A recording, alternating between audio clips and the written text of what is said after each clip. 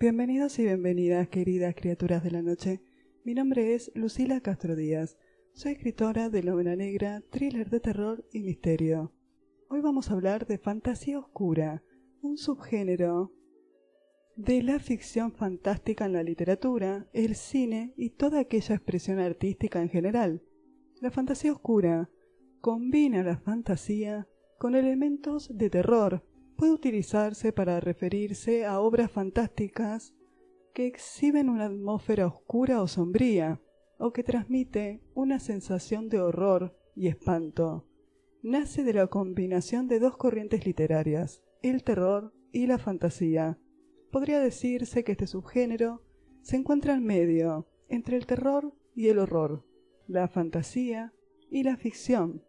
Recordemos que el terror siempre es más sangriento y el horror se refiere más a las cosas sobrenaturales como los fantasmas y demás. Es un subgénero que interpreta, por decirlo de alguna manera, el lado oscuro, como una acotación narrativa. El término puede referirse entonces a relatos basados bien en el horror o bien en la fantasía. Algunos escritores utilizan fantasía oscura o fantasía gótica como descripción alternativa de horror, porque opinan que este término es demasiado extremo. La fantasía oscura puede utilizarse para definir un subgénero de historias que sencillamente tratan de incorporar elementos de ficción de terror a las historias de fantasía. Un ejemplo sería agregar a un relato de horror o de terror personajes de la fantasía, más o menos para que quede claro, en una historia, ya sea de terror o de horror, no solamente van a aparecer fantasmas, también pueden aparecer brujas, hadas, duendes y demás. Normalmente, cuando escuchamos el término fantasía oscura, la mayoría podemos quizás relacionarlo con las películas y con algunos directores de cine. Películas como El laberinto de Fauno, de Guillermo del Toro, o las de Tim Burton, o con libros como Neil Gaiman, que encajan perfectamente con el horror, con una buena cantidad de elementos fantásticos y sobrenaturales, sobre todo lleno de una atmósfera muy particular, vinculados a la tradición literaria gótica clásica. Quizás es bastante difícil precisar una definición estricta sobre qué es la fantasía oscura. La escritora Beatrice Burroughs Bennett fue llamada en muchas ocasiones como la mujer que inventó la fantasía oscura y también la fantasía gótica. Burroughs Bennett, también conocida como Gertrudis Bennett, nació el 18 de septiembre de 1883 en Minnesota. Sus padres eran Charles y Coraline Burroughs. Su padre era un veterano de la Guerra Civil de Illinois y murió en el 1892. Burroughs completó la escuela hasta el 8º grado. Después asistió a la escuela nocturna con la esperanza de convertirse en ilustradora, un objetivo que nunca pudo llevar a cabo. En cambio, comenzó a trabajar como taquígrafa, un trabajo que mantuvo intermitentemente durante el resto de su vida. A Bennett se le atribuye el mérito de tener el mejor reclamo en la creación del nuevo género de fantasía oscura. Es la precursora de la ciencia ficción, la creadora de la fantasía gótica y la fantasía oscura. Una de sus novelas más conocidas es Las cabezas de Cerbero. También tiene novelas distópicas. Se ocultaba bajo el seudónimo de un hombre, Francis Stevens. Su misterioso final impulsa la especulación hasta el día de hoy. Al igual que sus obras, la vida de esta escritora tuvo varios altibajos, momentos de desesperación y es puro misterio. Comenzó a escribir profesionalmente porque necesitaba ganar dinero, aunque suena roco y raro, ya que era muy difícil ganar dinero escribiendo en aquella época. Se ganaba dinero principalmente si escribías en las revistas. También trabajó como secretaria Bennett y se casaría con un reportero británico llamado Stewart Bennett. Se mudaron a Filadelfia en 1910 y tuvo una hija, Jocelyn. El 12 de mayo de 1910 nació su hija. 8 meses después del nacimiento de su bebé, su esposo se ahogó en una tormenta.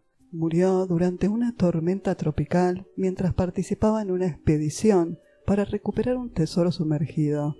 La única opción que a ella le quedó era introducirse de lleno en su mundo laboral y tuvo la suerte de comenzar a trabajar con un profesor de la Universidad de Pensilvania, mecanografiando el trabajo de los estudiantes por la noche para ganar un poco de dinero. Burroughs Bennett era taquígrafa.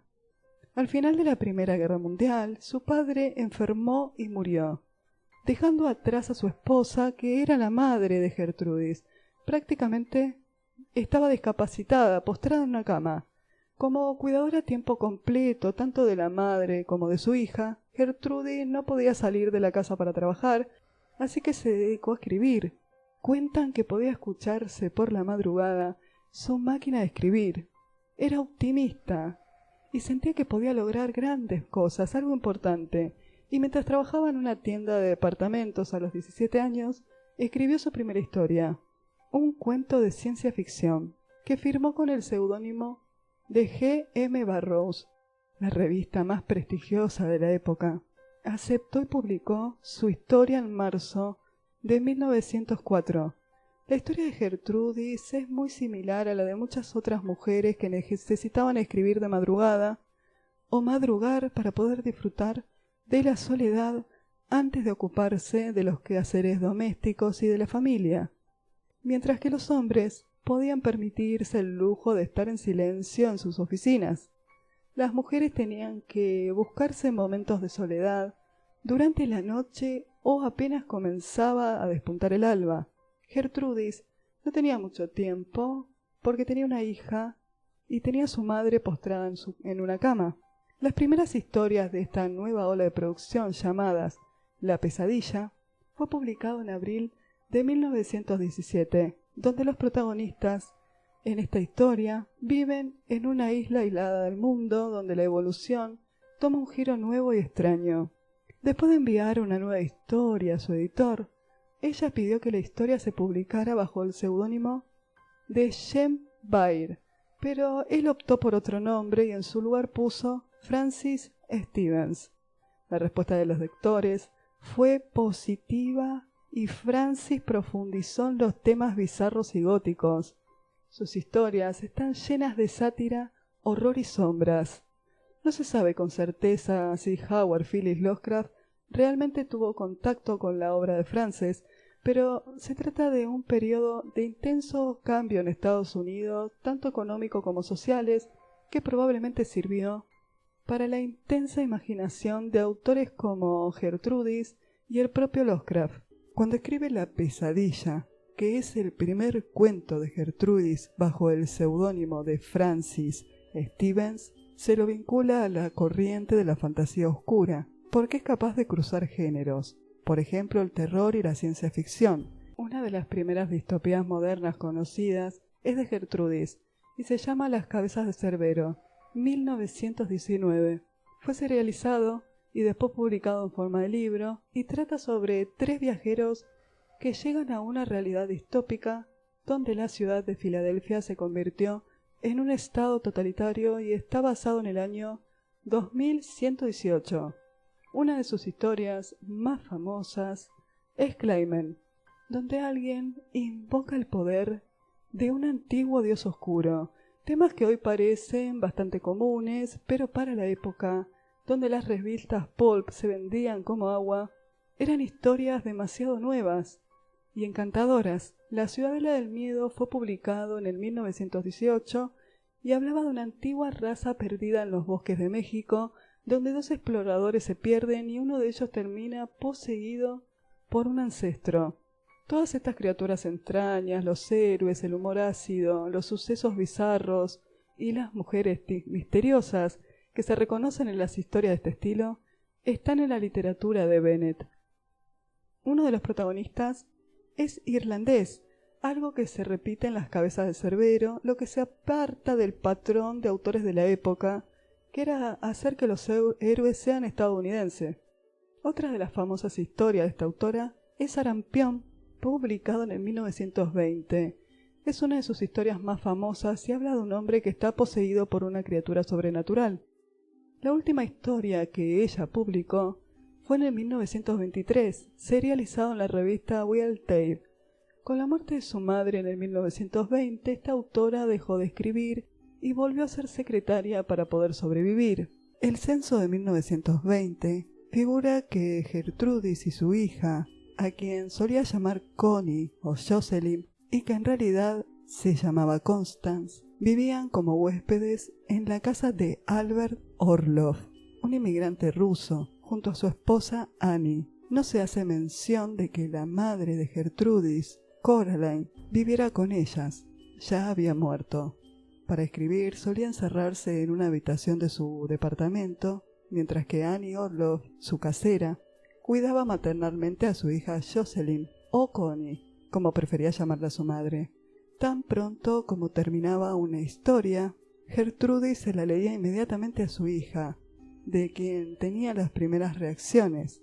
Si a Connie no le gustaba ciertas partes de la historia, ella las reescribía, antes de enviar el manuscrito a distintas revistas. Tras la muerte de su madre, Bennett ya no se ve obligada a estar encerrada. Retoma su actividad como secretaria. Durante un tiempo siguió viviendo con su hija hasta que ésta se casó y ella se fue a California. Las dos mujeres se escribían regularmente hasta el 1 de septiembre de 1939, cuando Connie recibe una breve y enigmática carta de su madre. En el 1936 de repente se mudó a California y de vez en cuando se escribía cartas con su hija. Esto termina en el 1939, cuando envía una carta en septiembre diciéndole a su hija que tenía noticias, pero que va a contárselo todo en una carta mucho más larga que vendría después. La carta nunca llegó. Se sabe que salió de su casa y nadie sabe dónde fue. Su hija nunca supo. Connie le responde la carta, pero nunca fue devuelta. No pudo ser entregada. Intentó por todas maneras rastrear a su madre, pero no la encontró. Vamos a una breve reseña de Las cabezas de Cerbero. Ya con este título te dan ganas de leer esta obra y la recomiendo 100% porque es una novela maravillosa. Una novela distópica. Los hermanos Tremor, Terry y Viola y su amigo Robert se ven envueltos en una historia onírica que desemboca en un mundo paralelo y futuro donde la palabra libertad, felicidad y totalitarismo se entremezclan espantosamente. En la casa donde vive Terry, que es en Filadelfia, accidentalmente inhalan un polvo gris que se encuentra dentro de un frasco elaborado, dentro de un frasco cuyo tapón muestra las 3 cabezas de Cerbero, como una señal de advertencia. Según creen, el polvo había sido recogido por el mismísimo Dante en la entrada del purgatorio. Esto los conduce a un extraño lugar, que parece un vestíbulo espacio-temporal, un lugar fantástico y tenebroso que cualquier lector aficionado a las atmósferas góticas y misteriosas va a quedar fascinado. En ese lugar contemplan oscuras maravillas y tétricas criaturas bajo un ambiente nocturno que parece amenazarlos continuamente. Allí conocen a la tejedora de los años. La novela conjuga perfectamente la fantasía, la novela gótica y la distopía, y a la vez se fundamentan conocimientos científicos que eran muy recientes en la época, tal como lo habría hecho Wells o Mary Shelley. Se trataría también de una ficción científica, al mismo tiempo un relato de paisajes urbanos de la Filadelfia de comienzos del siglo XX, porque la autora sitúa a sus protagonistas en lugares reales. Bajo el seudónimo de Stevens, esta autora tiene el mérito de mantener su historia tensa y llena de suspenso, al mismo tiempo que mete unos agradables retazos de humor.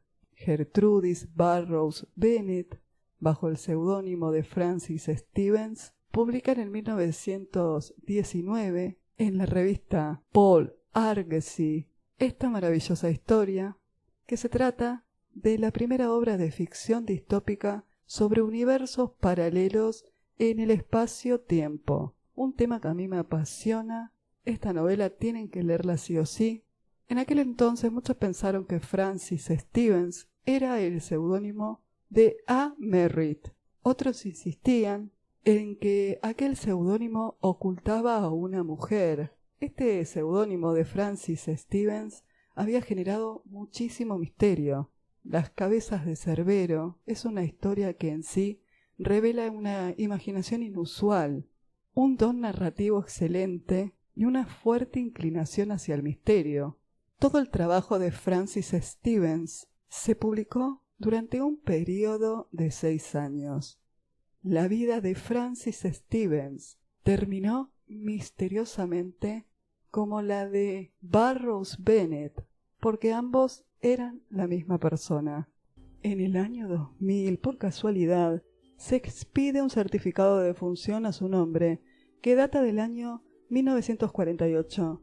¿Qué le sucedió a esta autora? ¿Realmente murió en el 1948?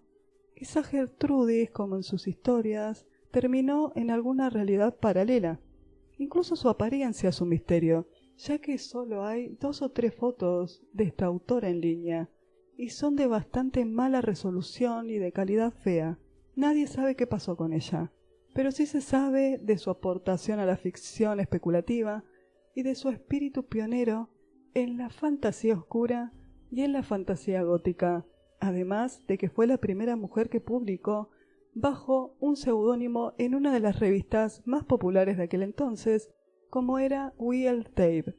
Varios críticos afirman que Burroughs fue la mejor escritora de ciencia ficción en el período entre Mary Shelley y L.S. Moore. Fue la primera mujer estadounidense cuya obra de fantasía y ciencia ficción se publicó ampliamente. A pesar de su poca producción, se trata de una de las figuras más importantes e influyentes en la fantasía oscura. Es la primera autora relevante de fantasía en Estados Unidos. De hecho, fue la primera influyente desde Mary Shelley, casi un siglo antes. J.R.R. Tolkien, Clark Anton Smith, entre otros, reconocieron su influencia en esta autora. Hoy en día se trata de una autora bastante olvidada y una de las escritoras que dejó un misterio tras su muerte, porque estaba este tema de que ella le escribió a su hija explicándole que iba a hacer una carta más larga para contarle lo que estaba haciendo o lo que estaba sucediendo, y esa carta nunca fue enviada. Pasaron los años y su hija jamás supo que fue su madre, hasta que en el año 2000 casualmente encuentran su certificado de defunción que dice que murió en el 1948. Pero no mucho más que eso.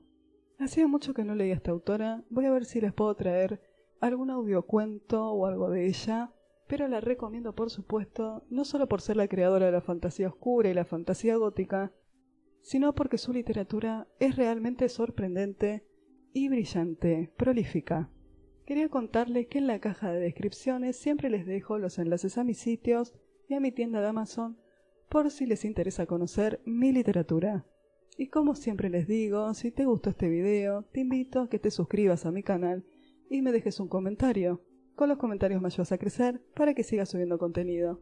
No te olvides de activar la campana de notificaciones para que te avise cada vez que subo un video similar a este.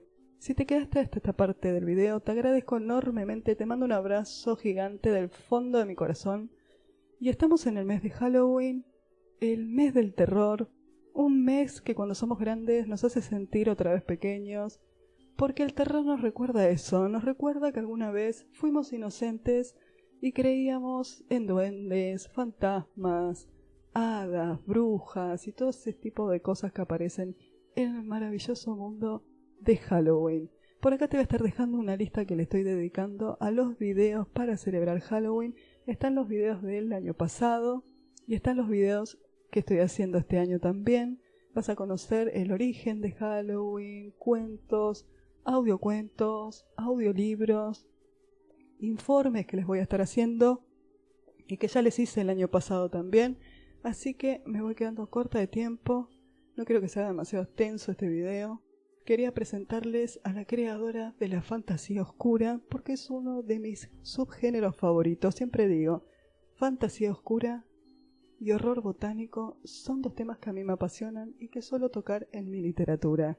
Gracias por hacerme el aguante y nos vemos en el próximo video.